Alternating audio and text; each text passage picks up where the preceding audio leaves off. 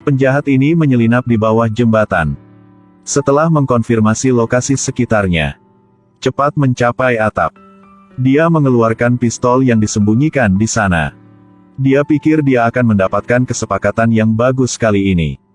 Tapi tak disangka ada orang dengan kapak di punggungnya. Begitu baru tiba, dia ingin menyerangnya. Kak Jun, aku butuh senjata. Ini tidak seperti kita membahas tentang merampok toko emas nanti. Kamu memberiku pistol. Aku merampok diri sendiri. Ketika perampokan selesai, itu semua milikmu. Chen Jian tahu itu tidak sesederhana itu. Jika dia mengulurkan senjatanya sekarang, aku pasti akan mati. Bahkan jika semuanya tidak berjalan dengan baik, Zhang Jun memainkan permainan lain. Aku menggunakan uang untuk membeli 150 juta. Tidak menyangka Zhang Jun menghabiskan 150 juta untuk membeli senjata. Dengarkan cerita lucu ini. Chen Jian mulai mengejeknya. Apakah kamu punya uang sebanyak itu? Tidak tersedia saat ini. Tetapi menunggu aku selesai merampok toko emas, itu mudah saja. Dia tidak menghabiskan apapun dan menginginkan senjata. Chen Jian tentu saja tidak akan mempercayainya. Zhang Jun marah dan ingin mengambil tindakan. Keduanya sangat berhati-hati, tidak ada yang menyerah. Jika bertahan seperti itu bukan cara yang baik. Chen Jian tiba-tiba memikirkan cara. Kak Jun, tidak perlu 150 juta. Tunggu sampai hal lain selesai. Aku akan mengambil bagian yang menjadi milikku. Aku memberikannya kepadamu, karena dia tahu tidak ada cara lain. Zhang Jun hanya bisa bekerja sama. Selanjutnya mereka berdua pergi ke depan toko emas. Mereka mulai mencari celah. Setelah memastikan target, keduanya memutuskan untuk mengambil tindakan besok. Tak disangka tidak jauh. Seorang polisi yang baru diangkat dikirim untuk memeriksa rumah Chen Jian. Tiba-tiba mendengar suara tembakan membuat Zhang Jun juga lebih waspada. Kenapa dia bersembunyi? Pintunya tidak berani mengeluarkan suara.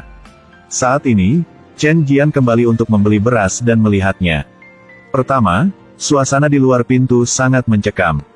Siapa yang kamu cari? Aku polisi. Aku mencari kamu untuk menyelidiki beberapa berita. Melihat Chen Jian membeli banyak barang. Xiao Qi adalah polisi pencegahan kejahatan. Merasa ada yang salah dengan ini, ingin mencobanya. Bisakah kita masuk ke dalam dan berbicara? Begitu dia mendengar ini, Chen Jian tampak ketakutan. Tapi demi membuatnya tidak curiga, dia berpura-pura tidak bekerja sama dengan polisi. Ketika pintu dibuka, jantungnya terasa seperti akan melompat keluar. Tidak ada tanda-tanda Zhang Jun. Chen Jian hanya menghela nafas lega.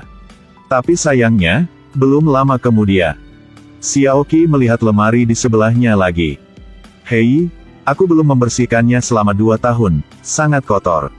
Aku khawatir barang-barang di lemari akan membuat kamu kotor. Aku hanya ingin melihatnya, tetapi tidak menemukan apapun. Dia menyerbu ke dapur lagi. Tanpa diduga, ada banyak jejak kaki di tanah. Tidak sesederhana itu, Xiao Qi juga bukan idiot. Segera berpura-pura tidak ada apa-apa. Apa-apaan ini? Baunya terlalu kuat. Kamu bersihkan dengan cepat, semuanya busuk dan tidak baik. Oke, Xiao Qi setelah keluar sedang terburu-buru. Segera panggil kapten untuk melapor. Beritahu semua pasukan polisi di sekitar rumah Chen Jian. Baik. Dia pikir dia bisa menutup seluruh jaringan kali ini. Tapi Zhang Jun takut semakin lama, semakin banyak hal terjadi. Memutuskan untuk pergi bersama Chen Jian ke toko emas terlebih dahulu. Segera lakukan aksi perampokan tersebut. Aku hanya berteriak ketika dia mengeluarkan senjatanya. Kalau begitu, ayo kita makan siang. Ada senjata tergeletak. 2 orang dengan keyakinan pembunuhan tiba-tiba merampok sebuah toko emas. Semua orang takut, semua merangkak di tanah. Penjaga di sebelahnya berpura-pura tertidur. Karena pertama kali merampok toko emas, mereka lupa senjatanya masih ada di saku. Cabut senjatamu, jangan bergerak. Berlutut, berlutut, jangan bergerak. Chen Jian buru-buru pergi untuk mengambil emas di sakunya. Zhang Jun juga bergegas membantu. Saat ini penjaga mengambil tongkat estafet. Jangan bergerak, angkat. Yang terbaik adalah patuh, saat kalian berdua tidak memperhatikan. Pengawal itu segera bergegas. Aku memukulmu sampai mati, jangan bergerak. Berlutut. Tembakannya mengenai penjaga, orang-orang di ruangan itu tidak berani bergerak. Saat ini, Zhang Jun tidak mengalami luka ringan. Tapi dia tidak berani menunda. Takut akan situasi yang tidak terduga. Apa yang kamu lakukan di sana? Dua orang terjerat tangan dan kaki mereka, dan akhirnya mengisi ransel. Setelah itu, tidak berani berbalik dan bergegas keluar. Beberapa menit kemudian, penembakan ini mengejutkan polisi di seluruh kota. Polisi kriminal mulai menyelidiki. Saat ini kalian berdua tidak melarikan diri. Tapi pergilah ke atap gedung di seberang toko emas. Saat ini, Chen Jian sangat bingung. Terus-menerus meminta Zhang Jun untuk membagi uangnya. Dia mengatakan bahwa jika dia merampok toko emas, dia hanya merampok.